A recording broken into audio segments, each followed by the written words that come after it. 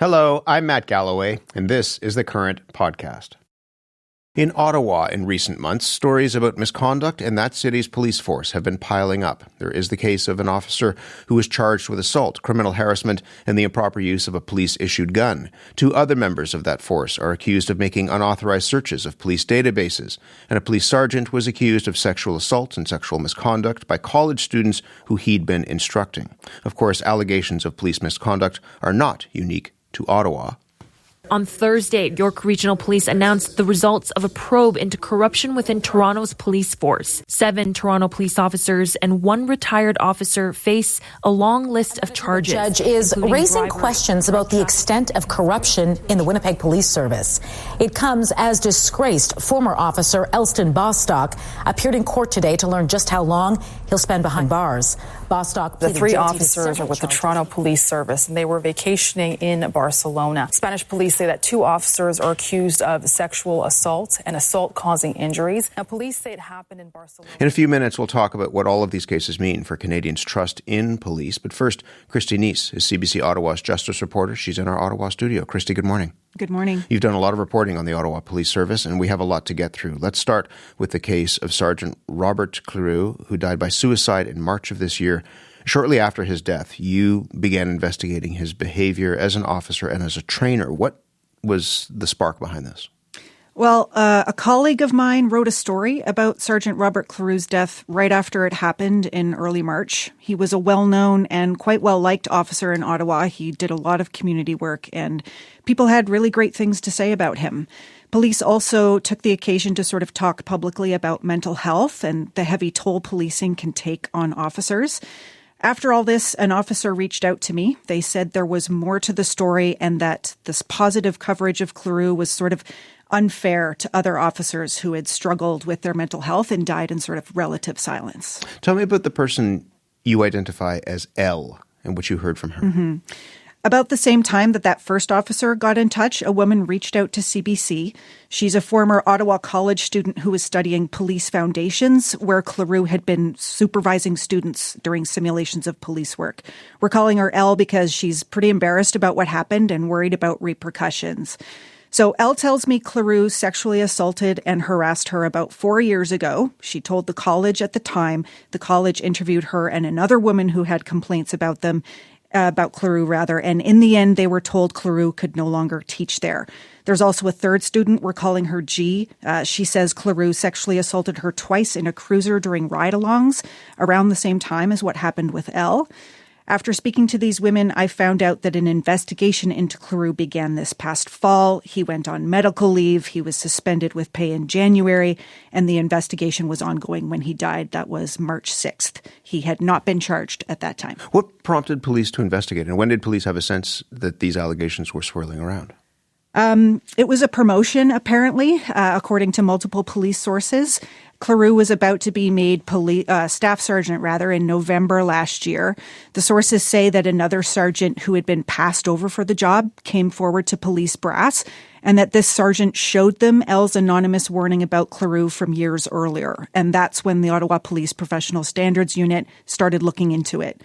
Elle says Cleroux called her actually in November and told her the same thing, that a colleague complained as he was about to be promoted. I've seen a record of that call. To be clear, though, we haven't been able to confirm who came forward or what their motivations were. What have you heard from the Chief of Police in Ottawa, Eric Stubbs, about this? I'd asked for an interview but didn't hear back, so I talked to him after an event at City Hall. I asked if the force knew about the allegations before Cleroux's pending promotion. Stubbs said he knew the answers to some of these questions, but he was more focused at the time on helping Cleroux's family. I asked him whether it was the promotion that finally prompted someone to come forward. Stubbs said that what I heard wasn't 100% accurate, but he wouldn't say what was incorrect. He said that because Cleroux died and the investigation is over, nothing's going to be sorted out, and so we're not going to get these answers. There are other troubling allegations about activity within the Ottawa Police Service. Mm-hmm. There is one officer, a police constable, who conducted, 77 unauthorized searches of a police database on 44 different women, said he was looking through the database around them for personal reasons, including curiosity and attraction. There is another officer who was accused of unauthorized searches on people including his ex-partner, a woman that he was having a relationship with, and women that he met at a gym. And then there are allegations around the president of the Ottawa Police Union as well. What can you tell us about all of this? We'll start with the police union president. He's the head of the union for rank and file officers and civilian members, and he's under investigation by Ontario's police watchdog. Someone has accused Matthew Cox, that's his name, of sexual assault dating back to 2008, so quite a while ago. Right now, the SIU is looking into it, and it'll decide whether criminal charges are warranted or not. While that investigation's happening, he's still working as union president. There's an Ottawa police superintendent as well, Mark Patterson. He's facing discreditable conduct charges. He's accused of a few things, having a sexual relationship with a woman he was recruiting, using his position to influence the recruitment process, and engaging in a sexual act with a member of the public without her consent. A different officer we can't identify is criminally charged with assault, harassment, and improper use and storage of his police-issued Glock. Those are intimate partner violence charges, which is why we can't identify the officer, and the alleged victim is a member of the force. So yeah, it's quite a few things. This isn't the first time that the Ottawa Police Service has dealt with allegations like this. So there's a CBC investigation in 2021 that described a culture of sexism there, right? Yeah. In 2020, 2021, and 2022, there were quite a few stories about gender-based misconduct and violence allegations by officers. I remember a lawyer sort of describing it as the force's Me Too moment. By February of 2022, a total of 8 Ottawa police officers were suspended with pay after being accused of violence or misconduct involving women. I covered some of them over the following years. One of them, Constable Uric Brisebois, he was found guilty by a judge of threatening to kill a woman during a domestic dispute while he was holding a kitchen knife. He got a conditional discharge. That means that as of this month, he no longer has a criminal record if he followed certain conditions. So after the criminal conviction, he admitted that he brought discredit to the force and he was demoted for 2 years. What's especially interesting about his case is that he worked for the partner assault unit before the domestic dispute, so in investigating problems like this. A police prosecutor said he used that position as part of his threats of violence to his partner. I remember she said the public expects police to protect victims of intimate partner violence, not to be the perpetrators. What are you hearing from other officers in Ottawa who are not involved in the long list of cases that we have run through? Yeah, well, when we did this story, we expected to get a lot of complaints because, the nature of Clure's death, it's a very sensitive topic at the force. But I've heard so far from about a dozen current and retired officers, mostly men, there hasn't been a single complaint so far. They say these are important stories to tell. Some of them want action and answers, and they want the culture at the force to change. There have also been more tips, which led to the other stories. I think there's like a perception out there that police protect each other no matter what, but that's really not true. Like hundreds of people work at the Ottawa Police Service. They don't all feel the same way, and some of them really want the force to better handle issues like this. I have to let you go, but what is the force doing about all of this? It hired a workplace investigations firm to review its Safe Workplace program last year. Those findings are in. I don't have them yet. The force wrote in a statement that it needs to improve confidential reporting, response times, training, support systems, transparency. It says updates to the program were made earlier this year and are being implemented right now. I asked for specifics, but don't have those yet. This is actually the second time in recent years that police have gone back to the drawing board about its complaint policies. In 2020, the force did the same thing, and as a result, it set up a new office to handle complaints, but then it shut it down after a year, saying that it wasn't working, and then commissioned this latest report. Hopefully, I'll get more details about the changes being made soon. Christy, this is really great reporting and really important to talk about. Thank you very much for this. Thank you. Christine Neese is CBC Ottawa's justice reporter. She was in our Ottawa studio. For many Canadians, each new headline raises the same uncomfortable question. Is this about a few bad apples, or is it about the culture of policing itself? Akwasi Owosubempa is a sociologist at the University of Toronto who has spent years studying policing and the criminal justice system. Akwasi, good morning to you. Good morning, Matt. What do you make of what you just heard about what's happening within the Ottawa Police Service?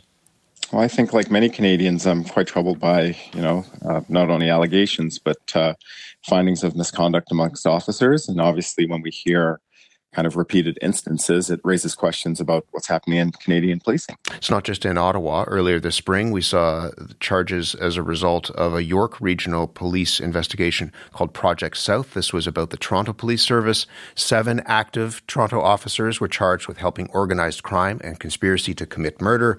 There were again accusations of accessing the police record system.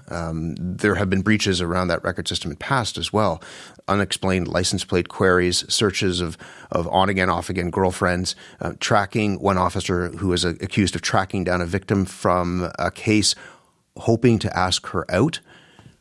When you hear stories like that, were you surprised? What goes through your mind when it comes to the scale and scope of those allegations? Yeah, I'm not surprised by any means, given the number of police officers that we have in this country. When I look at police corruption here, and, corruption is part of misconduct more generally, but where we're looking at kind of illegal activity and activity for personal gain. Police corruption doesn't appear to be widespread in the sense of being, like routine across most officers or most police services. But most certainly, based on what we've heard and what we've seen in past cases, police corruption does exist. It recurs, and it needs to be treated as a standing institutional risk rather than a set of these kind of isolated events. An institutional risk, what does that mean? Well, if you think about the vast powers that police are given and the nature of the work that they do, we ask them to investigate criminal wrongdoing. They're given, again, an immense amount of power. They're given weapons. They're given access to evidence lockers. And so, there are risks that are posed when individuals come into these institutions and are given those powers and access to things that most members of the public don't have access to. There are consequences. I want to come back to the trust issue in a moment, but there are consequences when it comes out of that Project South investigation. The Globe and Mail has reporting that roughly 30 federal prosecutions are now at risk. These are cases that relied on those officers as witnesses. The cases could now collapse. The convictions could be appealed. What's the ripple effect for the justice system and the confidence in the justice system when these sorts of things happen? Yeah, I think this is a really big issue. So, as you've noted, like individual cases and a wide number of cases can be jeopardized if an officer is found guilty of engaging in corruption. Then cases that they have that are ongoing and even cases that have been closed may need to be further examined, may need to be reopened, and may be undermined by that. Of course, we rely on the police rely on the public to help them to cooperate as victims, as witnesses, and even as the accused. And so certainly for victims and witnesses, if they are concerned that their personal information may be leaked or they lack trust in the police, then they're less likely to engage as victims and witnesses, making the police's job harder to do. You also have the story of 3 off-duty Toronto officers who were charged with sexual assault after an incident in Spain. They have now been suspended with pay, although police say that could change. How well do you think our current systems hold police to account? Of course, there's criminal prosecution. There are their own kind of professional misconduct investigations that may unfold. And so we have systems to keep police officers accountable, but there are undoubtedly gaps in those systems. One of the things that was raised in the interview you just done with Christy was a matter of transparency. From my perspective, there needs to be a much greater level of transparency here. We don't have a national database, for example, on police misconduct or police corruption. And so there's a lot that could still be done to give the public more confidence in our ability to address these issues. Some of the most revealing insight has been delivered through the publication of a book by Hank Idzinga, who for many years was a face, if not the face, of the Toronto Police Service. He was the head homicide investigator, led investigations into huge cases in that city. And one of the things he talks about was when he was a young officer and he saw misconduct, he tried to report it, and he was branded a rat. That a fellow officer grabbed him, slammed him up against a locker, called him a rat, and essentially said that his career would be ruined by that. We hear a lot about the thin blue line, this idea that officers are reluctant to speak up when a colleague is doing something wrong. Christy was saying that there are many officers in Ottawa who are upset by the behavior that she is reporting on. But why is that thin blue line so hard to break, do you think? Yeah, the thin blue line is an interesting piece here, this code of silence. And as has been mentioned, and as you've said, I think most law-abiding officers are going to do their job and want to do so in a law-abiding manner. And officers that are engaged in illegal activity and misconduct undermine the work that they're trying to do. So I don't think that they necessarily, or I don't think that they have the support of law-abiding officers. But at the same time, policing is unique, and this code of silence has emerged and has long been a feature of policing. Now, I think, that may be eroding over time, but the code of silence is one of the big problems. And that's, again, where transparency is so important. One of the phrases that gets used is that this is just a few bad apples. Hank Idzinga, in our conversation, said, when he was talking about Project South, don't think for a second, these are his words, don't think for a second that it's just 7 bad apples. This runs through the service and goes all the way up to the top, essentially pointing the finger at the chief's office. How do you see that? Is it just a few bad apples? Well, again, I think that this is an institutional problem. There are institutional weaknesses that allow this to happen. Given the work that Hank's done over several decades, he's got a much better insight than I do as to the full extent in a service like Toronto. But given the nature of misconduct and especially where illegal activity is involved, none of the parties that are involved in that have a desire to have that, come to the public light. So, we know much less about the scope and scale of police misconduct than is, likely happening.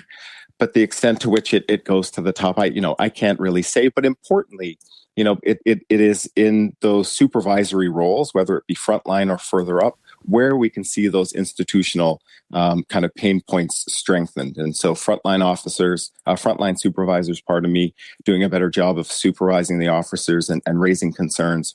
And when you get to higher levels, instituting mechanisms such as early warning systems that may bring corruption and other illegal activity to light. I have to let you go, but to your point, there are many, many officers, the majority, who do extraordinary work. They also have extraordinary power. And so how do you go about restoring public faith in policing if the trust that is at the root of that power is being questioned? Yeah, this is a very good question. I think one is the officers that go out and do their jobs and do so in a positive manner, continuing to do so and engaging, with the public in a positive manner. One of the, things we know greatly serve to protect public trust and confidence in the police is what's called procedural justice. So in everyday interactions between members of the public and the police treating people with dignity, with respect, giving them voice, allowing them to, tell their side of the story. And I think it's in that everyday policing that we can serve to engender more public trust and confidence, while also, of course, instituting, again, these protective mechanisms, whether it be oversight, whether it be accountability, whether it be transparency, that will give the public more confidence in Canadian policing. Akwasi, good to speak with you as always. Thank you very much. A pleasure. Thanks, Matt. Akwasi Iwosu-Bempah is a sociologist at the University of Toronto with an expertise in policing and the criminal justice system. You've been listening to The Current Podcast. My name is Matt Galloway. Thanks for listening. I'll talk to you soon.